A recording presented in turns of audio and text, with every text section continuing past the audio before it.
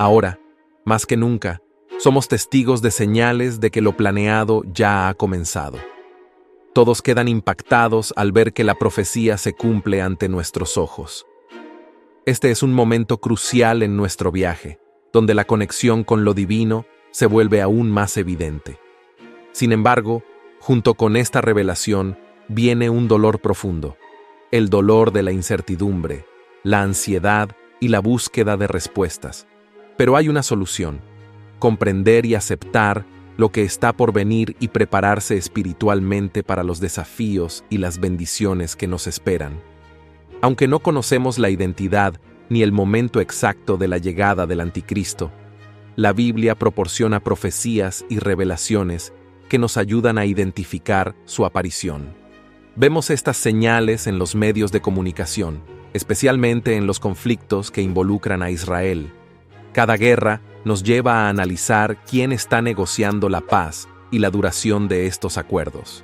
La profecía menciona un pacto de una semana, que en términos bíblicos significa 7 años. Este es el príncipe que precederá al Anticristo. Unos 600 años antes de Cristo, la profecía predijo que, después de la muerte de Jesús, vendría un príncipe a destruir Jerusalén y el templo de los judíos, lo cual ocurrió en el año 70 después de Cristo. Sin embargo, el príncipe del fin de los tiempos aún no ha surgido. El acuerdo de paz de 7 años antes mencionado será un hito importante. Cuando un príncipe mediará en la paz entre Israel y sus enemigos, veremos el cumplimiento de estas profecías.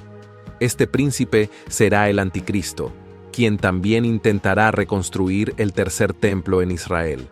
Jesús advirtió que cuando la abominación desoladora esté en el lugar santo, los judíos deben huir a las montañas sin mirar atrás. Será un periodo de gran sufrimiento, especialmente para las mujeres embarazadas y las madres con niños pequeños. Jesús recomendó que oraran para que esto no sucediera en invierno o en los días santos del sábado. Los descendientes elegidos de Abraham, Isaac y Jacob serán protegidos durante la gran tribulación. Estas son las 10 profecías bíblicas que están conmocionando al mundo porque parecen estar a punto de hacerse realidad. Las señales indican que esto sucederá pronto, y muchas ya han comenzado a suceder sin que nos demos cuenta, lo que lleva a muchos a preguntarse si estamos presenciando el fin de una era. ¿Alguna vez te has preguntado qué nos depara el futuro y qué misterios aún se esconden en las Sagradas Escrituras? Aproximadamente el 40% de la Biblia está dedicado a la profecía, que revela acontecimientos futuros con claridad y precisión, muchos de los cuales ya están llegando a buen término a nuestro alrededor. Desde la antigüedad hasta hoy, la Biblia ha demostrado ser una fuente inagotable de sabiduría y revelación, anticipando acontecimientos significativos que impactan a la humanidad. Su capacidad para predecir y anunciar acontecimientos futuros con tanta precisión la distingue como una obra divinamente inspirada. Aunque la Biblia contiene muchas profecías sobre el Apocalipsis, muchas personas no pueden entender los mensajes en sus versículos. Es por eso que puse a disposición un libro electrónico, La verdad detrás de las profecías bíblicas, y lo dejé para que lo descargues ahora mismo en el primer comentario fijado. Así como la Biblia revela secretos profundos en sus versículos, la verdad detrás de las profecías bíblicas es una guía esencial que desvela los misterios del Apocalipsis y otras profecías bíblicas. Este libro ofrece un análisis claro y revelador, que lo guía a través de las profecías con ideas esclarecedoras e interpretaciones esclarecedoras. Pulsa en el primer comentario fijado, ya que disponemos de muy pocas unidades. Dentro de las Escrituras, hay una serie de eventos que sirven como señales del fin de los tiempos. Estas son las 10 profecías bíblicas que están por cumplirse. Es importante prestar atención a las señales enviadas por Dios para prepararnos, pues hay profecías desastrosas y solo quien reconozca las señales y se prepare podrá superarlas. El aumento del conocimiento científico, por ejemplo, fue predicho por el profeta Daniel en el capítulo 12:4. Pero tú, Daniel, guarda estas palabras y sella el libro hasta el tiempo del fin. Muchos lo escudriñarán y la ciencia multiplicar. Solo recientemente en la historia estamos siendo testigos de esta multiplicación del conocimiento. Hoy en día, millones de personas pueden viajar rápidamente por todo el mundo y llegar a sus destinos en pocas horas, algo que antes llevaba meses o incluso años. Este aumento del conocimiento fue destacado en un artículo del Journal Digital que mostró una tendencia sorprendente. Hasta el año 1900, el conocimiento humano se duplicaba aproximadamente cada siglo. Sin embargo, en 1950, este tiempo se redujo a 25 años, y desde el año 2000, el conocimiento humano se ha duplicado anualmente. Actualmente, nuestro conocimiento casi se duplica diariamente. Esta rápida evolución debería hacernos reflexionar sobre la velocidad del cambio en nuestro mundo y cómo las profecías bíblicas, alguna vez enigmáticas, ahora se están cumpliendo. El cumplimiento de la profecía bíblica sobre el aumento del conocimiento en los últimos tiempos no se restringe solo a los avances científicos y tecnológicos. Es un concepto mucho más amplio, que incluye la amplia difusión de información en todos los ámbitos de la vida humana. La rápida evolución tecnológica está transformando la civilización de maneras inimaginables, a la vez emocionantes y aterradoras.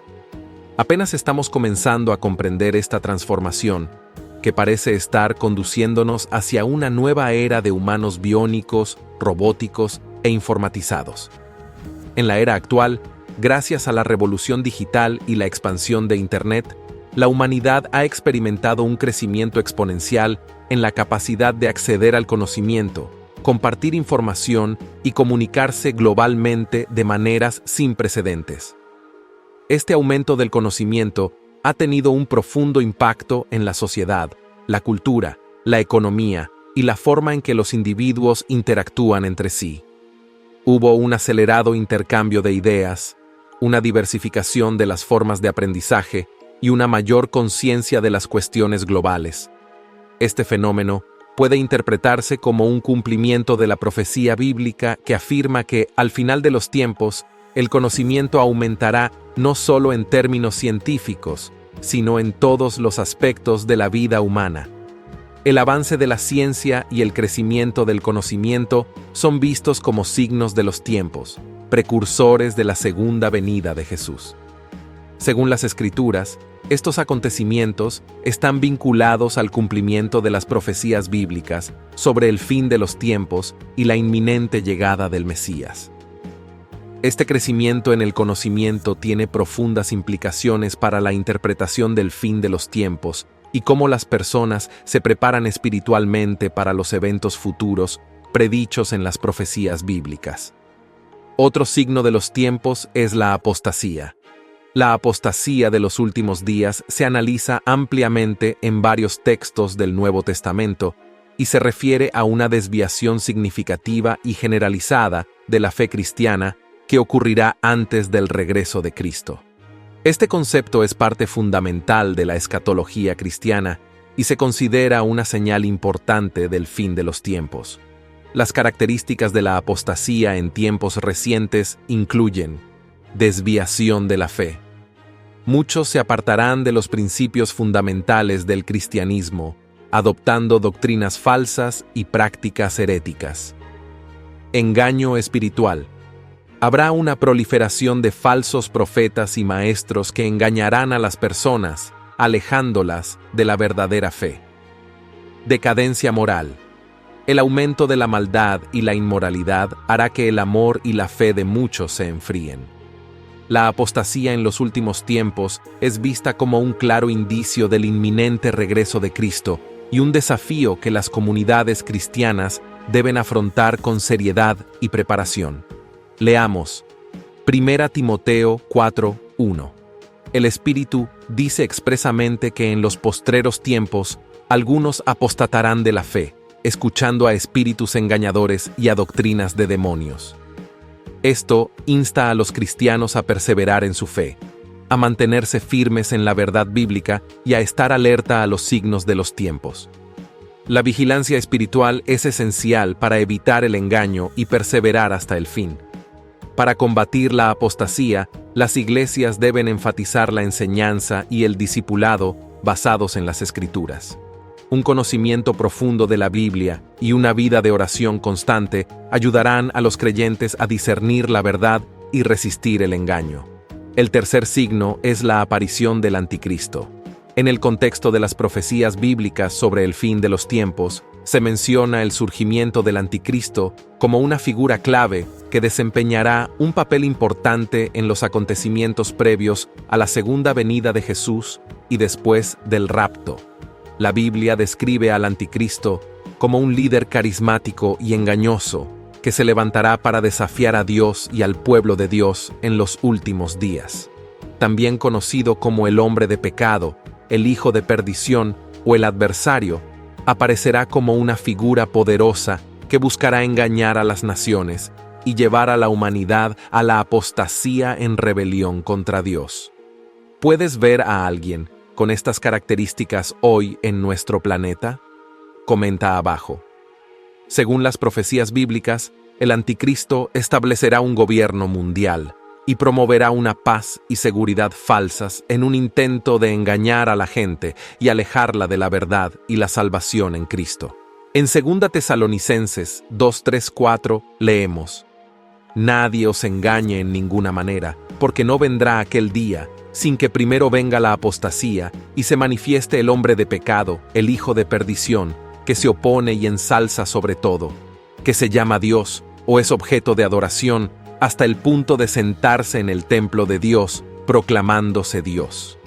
El surgimiento del Anticristo está asociado a acontecimientos catastróficos y señales de los tiempos que indican el inicio de un período de tribulación y juicio divino.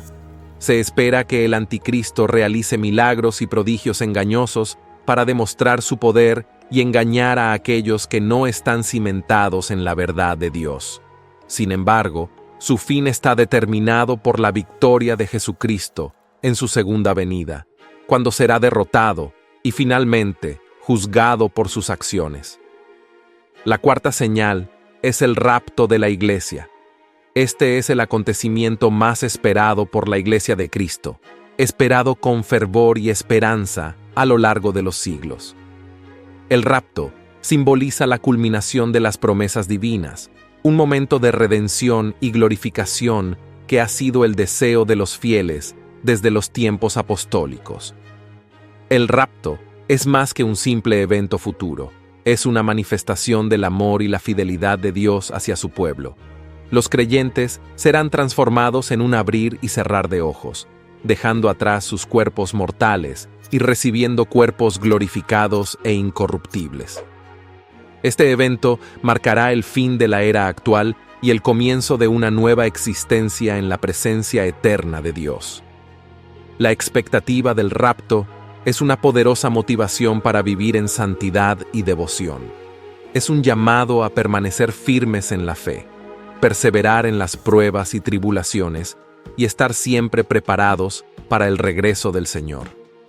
Este momento marca la restauración del orden y la paz, estableciendo la justicia divina e inaugurando una nueva era donde el mal ya no tendrá cabida.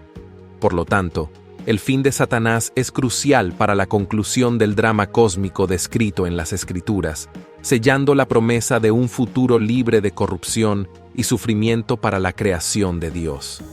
En el libro del Apocalipsis, la descripción del destino final de Satanás es vívida y llena de simbolismo. Según el capítulo 20:10, Satanás será arrojado al lago de fuego y azufre, donde será atormentado día y noche para siempre. La quinta señal es la resurrección de los muertos y el juicio final. La resurrección de los muertos y el juicio final son acontecimientos centrales en la escatología cristiana y representan la culminación del plan de Dios para la humanidad. Según las Escrituras, todos los muertos resucitarán y se presentarán ante el trono de Dios para ser juzgados según sus obras. Este evento está detallado en el libro del Apocalipsis, capítulo 20, versos 11 al 15, donde se menciona el gran trono blanco y quien estaba sentado en él, ante quien huyó la tierra y el cielo. En la resurrección, los justos recibirán cuerpos glorificados y vivirán eternamente en la presencia de Dios, mientras que los malvados enfrentarán la condenación eterna en el lago de fuego. Este juicio final es visto como la afirmación de la justicia divina, recompensando a los fieles y castigando a los malvados. El apóstol Pablo también habla de la resurrección de los muertos en 1 Corintios 15, 51, 52. He aquí os digo un misterio. No todos dormiremos, pero todos seremos transformados, en un momento, en un abrir y cerrar de ojos, a la final trompeta. Porque sonará la trompeta, y los muertos resucitarán incorruptibles y seremos transformados. Sexto, la abominación desoladora. El evento conocido como la abominación desoladora es uno de los puntos más dramáticos y significativos de la escatología bíblica, asociado a la figura del anticristo y al período llamado la Gran Tribulación. Este evento se describe como un punto de inflexión durante un tratado de paz de 7 años, que presumiblemente tenía como objetivo traer estabilidad. Sin embargo, al llegar a la mitad de este período, el anticristo violará este acuerdo de una manera impactante e impía. Según las profecías, el anticristo entrará al tercer templo que se construirá en Jerusalén y allí cometerá un acto de extrema profanación, sentándose en el mismo templo y proclamándose como Dios. Este acto se describe en detalle en 2 Tesalonicenses 2:4, donde Pablo escribe acerca de alguien que se opone y se exalta por encima de todo lo que se llama Dios o es objeto de adoración. Este gesto de extrema arrogancia es lo que la Biblia llama la abominación desoladora, una clara señal de blasfemia y un presagio de eventos aún más catastróficos durante la Gran Tribulación. Este acto no solo viola la santidad del templo, sino que también desafía directamente la autoridad y soberanía de Dios, marcando un momento crucial en la lucha entre el bien y el mal. El acontecimiento de la abominación desoladora tiene profundas raíces históricas y proféticas, como lo demuestra el sacrilegio cometido por Antíoco Epífanes en el siglo II a.C. Antíoco irrumpió en el templo de Jerusalén, colocó en su interior una estatua de Zeus y sacrificó animales inmundos, como cerdos, en un acto de profunda blasfemia contra la fe judía. Este acontecimiento histórico sirve como tipo o presagio de lo que se predice que volverá a ocurrir en los últimos días, según las profecías cristianas. Jesús se refiere explícitamente a esta futura repetición del sacrilegio en sus advertencias sobre las señales del fin de los tiempos, tal como consta en el libro de Mateo. Advierte que la manifestación final de esta abominación será una señal clara para los creyentes en Judea de que deben huir inmediatamente a las montañas para escapar de la gran tribulación que seguirá. Específicamente, Mateo 24, 16, 19 detalla instrucciones urgentes. Aquellos en Judea deben huir sin dudar. Los que están en el tejado no deben volver al interior, y los que se encuentran en el campo no deben regresar a recoger sus pertenencias. Jesús expresa especial preocupación por las mujeres embarazadas y en periodo de lactancia en estos días difíciles, destacando la gravedad y la urgencia de la situación. Estas directrices subrayan la seriedad con la que Jesús trata la profecía de la abominación desoladora, vinculándola no solo a un acto de profanación, sino también al comienzo de un período de intensa persecución contra los seguidores de Dios. La necesidad de una respuesta inmediata y de un escape no preparado enfatiza la inminencia y gravedad del peligro que acompañará a este evento profético. Séptimo signo: la batalla del retorno de Cristo. La batalla del retorno de Cristo es uno de los acontecimientos más dramáticos y decisivos predichos en la escatología cristiana. Esta confrontación épica, a menudo denominada la Batalla de Armagedón, marca la culminación de la lucha entre las fuerzas del bien y del mal. Según las profecías bíblicas, la bestia, que simboliza el anticristo, y los reinos de la tierra se unirán en una alianza contra Jesús y su ejército celestial. A pesar de esta formidable oposición, Cristo saldrá triunfante. La victoria de Jesús no será solo una victoria militar, sino un acto definitivo de justicia y redención divina. El anticristo y el falso profeta, descritos en el libro del Apocalipsis como los principales agentes del engaño y el mal, enfrentarán una derrota absoluta. Serán capturados y arrojados directamente al lago de fuego, un destino que simboliza su castigo eterno y el fin de su influencia corruptora sobre la humanidad. Esta batalla no es solo un evento de guerra, es el comienzo de la restauración del orden divino en la tierra. Con la derrota de los principales adversarios, quedará despejado el camino para el establecimiento del reino milenial de Cristo, una era de paz y justicia prometida en las Escrituras. Por lo tanto, la batalla del retorno de Cristo es un momento decisivo que prepara el escenario para la transformación final del mundo y la plena realización del plan divino de salvación. La octava señal es el fin de Satanás. El fin de Satanás es un punto crucial en la narrativa escatológica de la Biblia, que representa el clímax de la lucha entre el bien y el mal, y la afirmación de la soberanía absoluta de Dios. Las Escrituras describen este evento como la culminación del plan de redención de Dios para la humanidad y toda la creación. Satanás, presentado en la Biblia como un ser espiritual desafiante y adversario de Dios, enfrentará un juicio definitivo por sus acciones de rebelión y maldad. La condena de Satanás no es solo un acto de castigo, sino también un poderoso símbolo de la victoria final de Dios sobre todas las fuerzas del mal. Este evento se describe en detalle en el libro del Apocalipsis, donde finalmente Satanás es derrotado y arrojado al lago de fuego, destino que simboliza su destrucción y el fin permanente de su influencia. Este momento marca la restauración del orden y la paz, estableciendo la justicia divina e inaugurando una nueva era donde el mal ya no tendrá cabida. Por lo tanto, el fin de Satanás es vital para la conclusión del drama cósmico descrito en las Escrituras, sellando la promesa de un futuro libre de corrupción y sufrimiento para la creación de Dios. En el libro del Apocalipsis, la descripción del destino final de Satanás es vívida y está cargada de significado simbólico. Según el capítulo 20:10, Satanás será arrojado al lago de fuego y azufre, donde será atormentado día y noche por los siglos de los siglos. La novena señal, la Nueva Jerusalén. La Nueva Jerusalén es una de las visiones más gloriosas e inspiradoras de la escatología cristiana, y representa el cumplimiento final de las promesas de Dios y la plena realización de su reino. Descrita en detalle en el libro del Apocalipsis, la Nueva Jerusalén es vista como una ciudad celestial que desciende del cielo, preparada como una novia adornada para su marido. Este evento simboliza la unión definitiva entre Dios y su pueblo, donde Dios habitará entre ellos y ellos serán su pueblo, y Él será su Dios.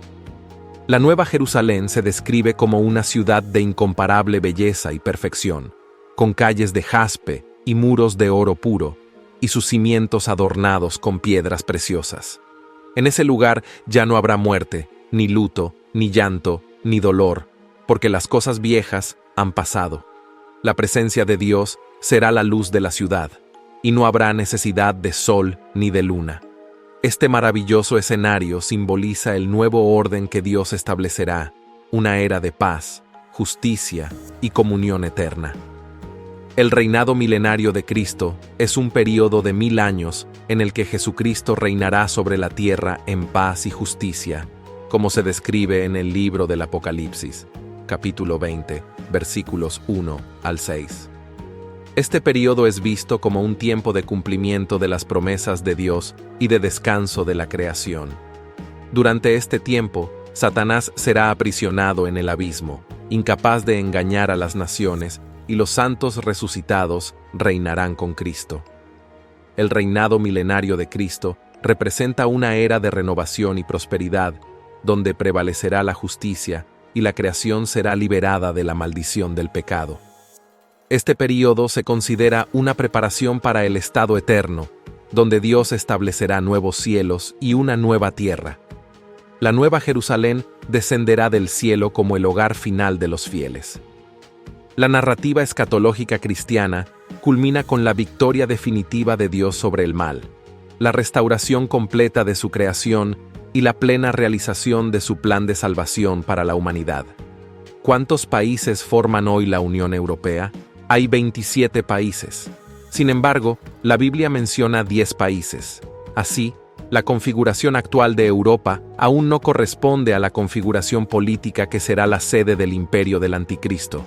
Parece que Europa se configurará exactamente como el antiguo Imperio Romano. Los mismos países que formaron el Imperio Romano deben ser los países que forman el Imperio del Anticristo, ubicado alrededor del mar Mediterráneo. La Biblia menciona la existencia de 10 países, 10 reyes y 10 cabezas. Interpretándolo de manera más amplia en Daniel 7, cuando se habla de los 4 animales, el cuarto animal representa tanto el Imperio Romano como el futuro Imperio del Anticristo.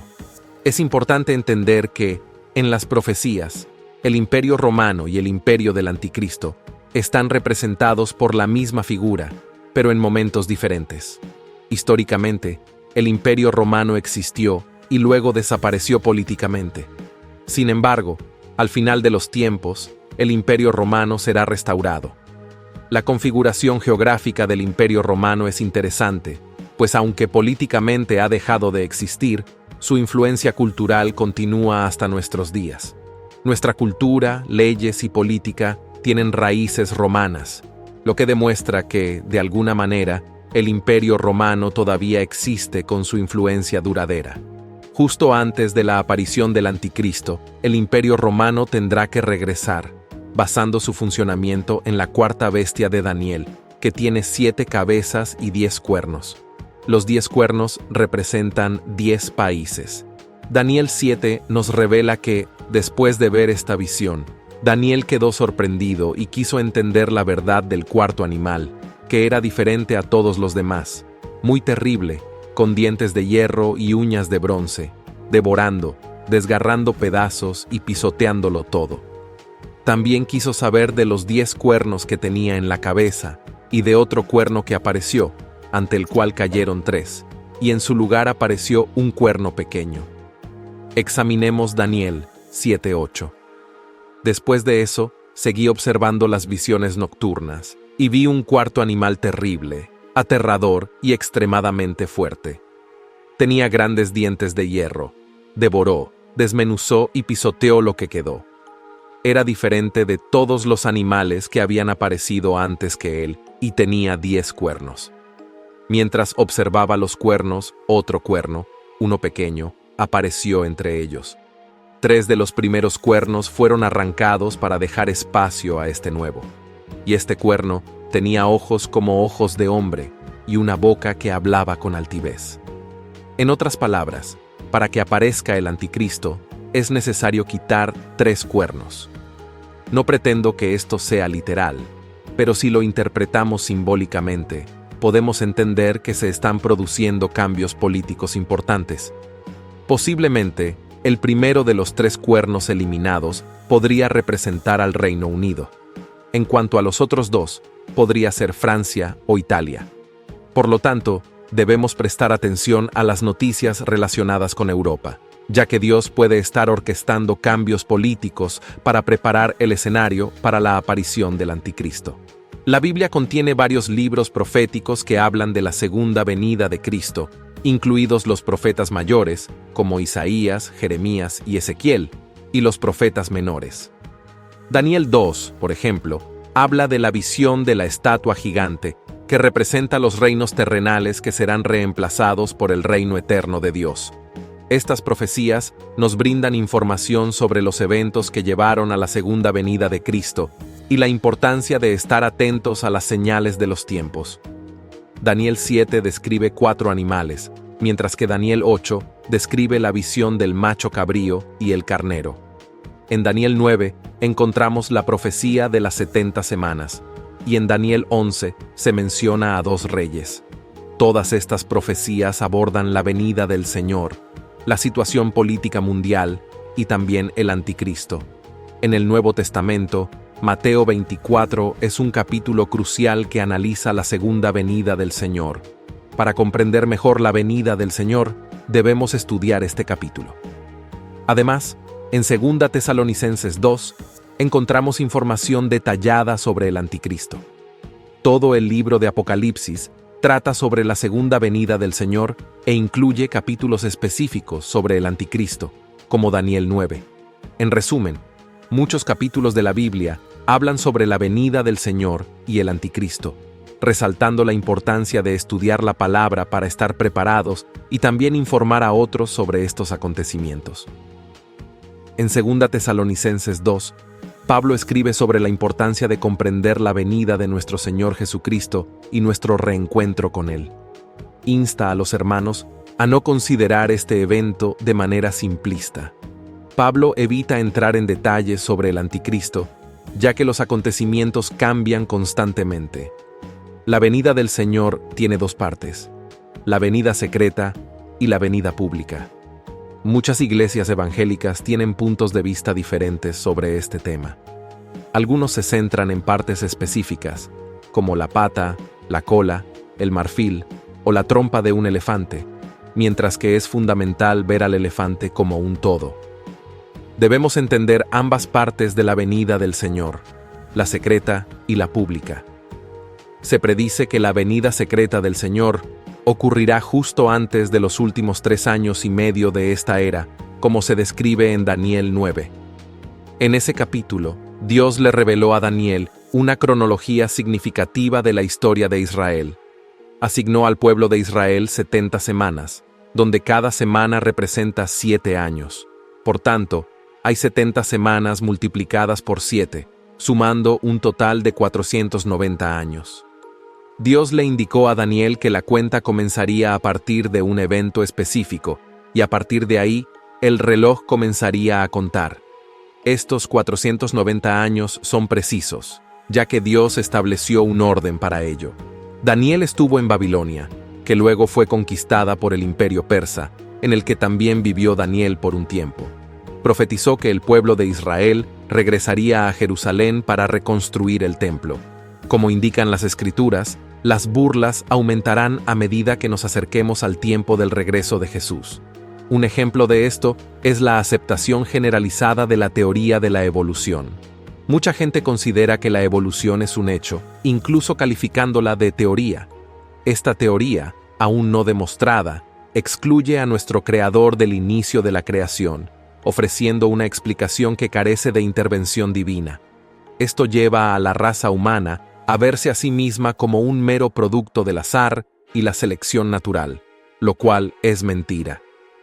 Dios Todopoderoso nos creó a cada uno de nosotros con un propósito. Además, hemos visto una rápida expansión de religiones falsas que niegan la divinidad de Cristo, rechazan a Jesús como Dios y difunden doctrinas que contradicen las verdades fundamentales de la Biblia. Aunque estos sistemas de creencias son diversos en sus principios, comparten el hilo común de socavar el fundamento cristiano, que reconoce a Jesús como el Hijo de Dios y el Salvador del mundo.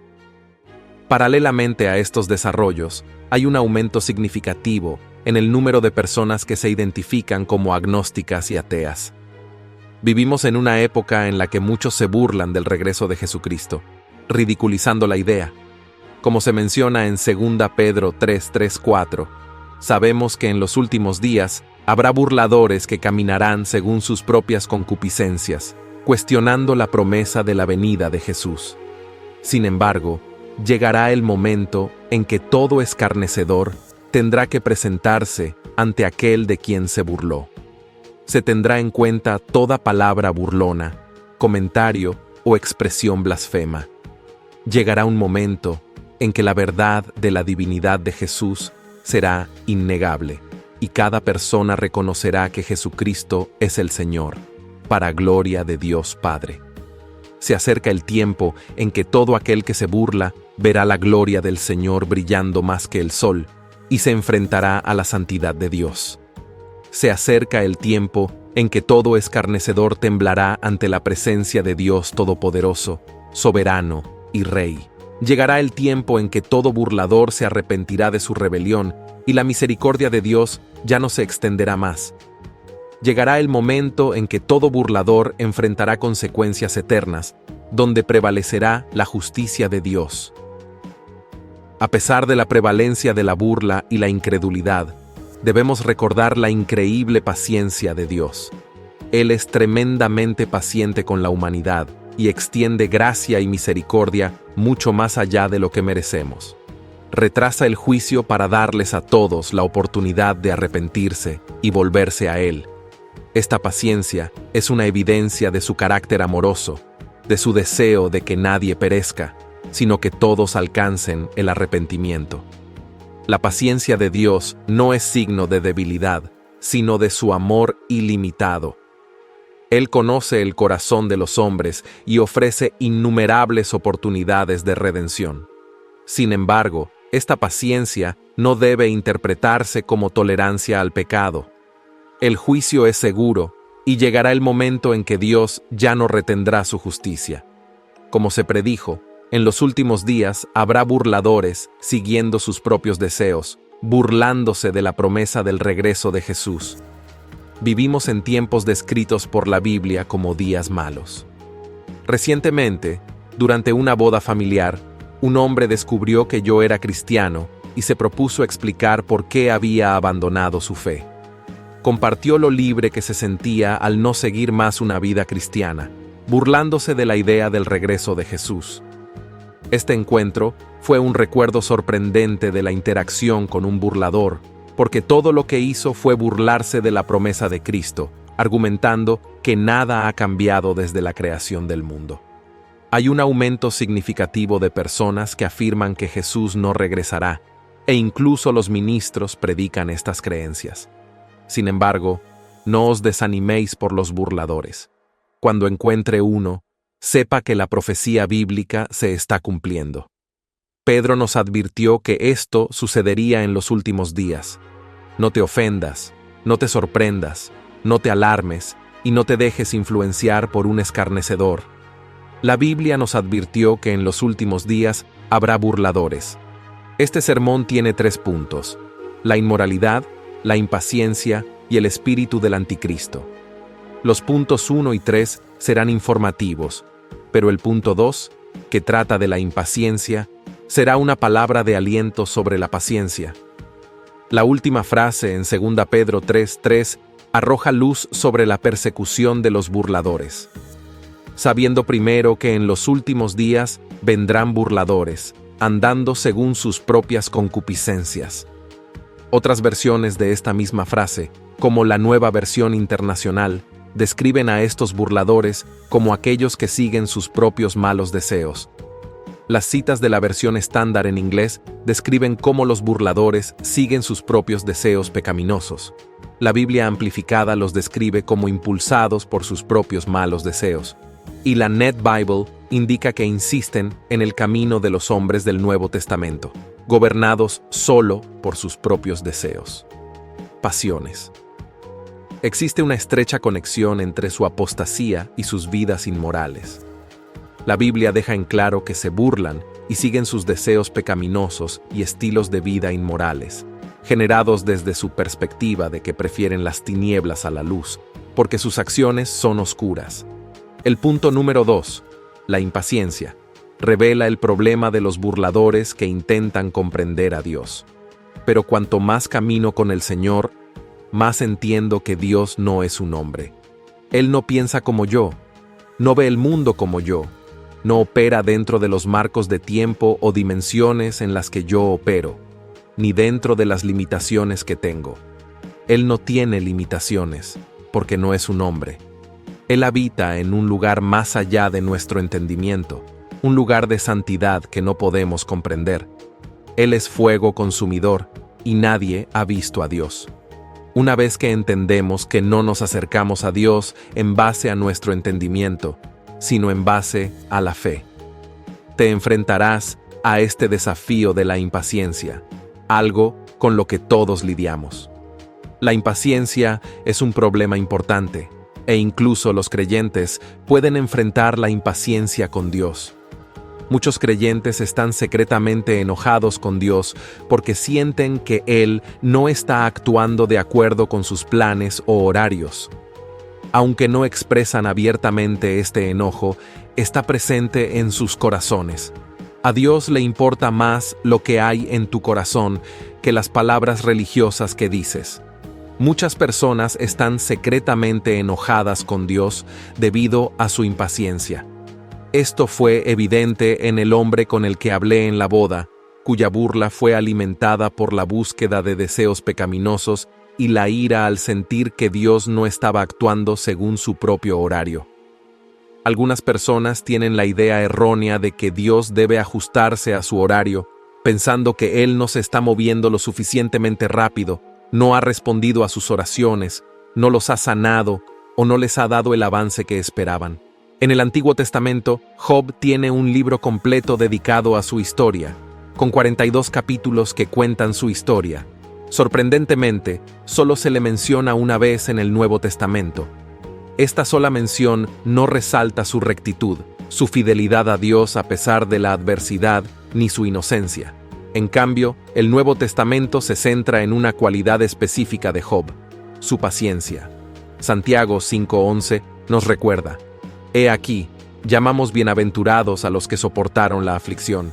Habéis oído la paciencia de Job, y habéis visto el fin que el Señor le dio.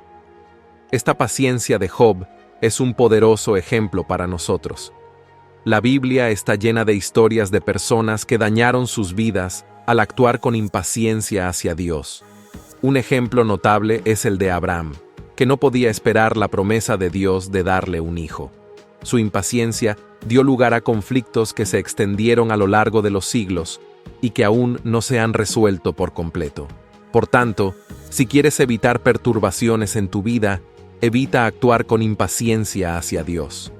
Vea el impacto de la impaciencia de Abraham en los hijos de Israel, quienes también se impacientaron por conquistar la tierra prometida. Desde el momento en que salieron de Egipto hasta que llegaron al borde del desierto, los israelitas estaban tan impacientes que quizás no lo sepas, pero la impaciencia es una forma de incredulidad. Si realmente creyéramos en Dios, como lo hizo Job, nos aferraríamos a Romanos 8:28, sabiendo que a quienes aman a Dios, todas las cosas les ayudan a bien. Un cristiano maduro es paciente y confía en los tiempos de Dios, tanto en la profecía bíblica como en su propia vida personal. Dios obra en su tiempo, no en el nuestro. El ejemplo de la impaciencia con la profecía muestra cómo este problema no se limita a la cuestión de la Biblia, sino que refleja una impaciencia general de la humanidad, que quiere todo de inmediato, incluso viendo a Dios como una entrega amazónica con fecha límite de entrega el mismo día. El problema de la impaciencia está empeorando en nuestra generación, acostumbrada a la instantaneidad del café, a la entrega de comida rápida y al uso de microondas. Santiago 1:3-4 nos enseña que la prueba de nuestra fe produce paciencia, y esta paciencia debe hacer su obra completa para que seamos perfectos y completos, sin que nos falte nada. Pedro también nos recuerda la demora del Señor en venir en 2 Pedro 3:9, donde explica que el Señor no demora su promesa como algunos piensan, sino que tiene paciencia con nosotros, no queriendo que nadie perezca, sino que todos procedan al arrepentimiento. El tercer punto es el espíritu del anticristo. Los burladores son aquellos que se burlan de Cristo, ridiculizan las cosas de Dios y se oponen al Evangelio. Su propósito en los últimos días será más intenso, ya que serán utilizados por el diablo como parte de sus estrategias de los últimos tiempos para disuadir a los creyentes de servir a Dios. Los burladores son incitados por el espíritu del anticristo, quien niega la divinidad de Cristo, como se menciona en 1 Juan 4:3. Todo espíritu que no confiesa que Jesucristo ha venido en carne no es de Dios. Este es el espíritu del anticristo, que ya está en el mundo. Si alguna vez te has encontrado con alguien que se burla de tu fe en Cristo o trata de argumentar que tu servicio a Dios es en vano, esa persona puede ser considerada un burlador y consciente o inconscientemente está siendo instigada por el espíritu del anticristo.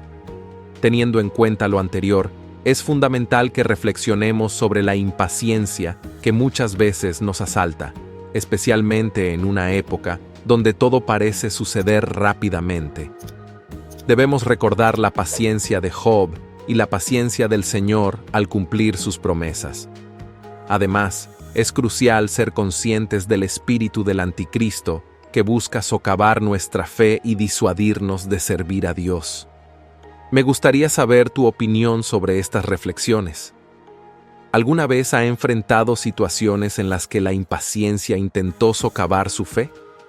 Comparte tus pensamientos en los comentarios y asegúrate de compartir este texto para que más personas puedan reflexionar sobre estos importantes temas en nuestro viaje espiritual. Que Dios los bendiga fuertemente, hoy y siempre. Amén.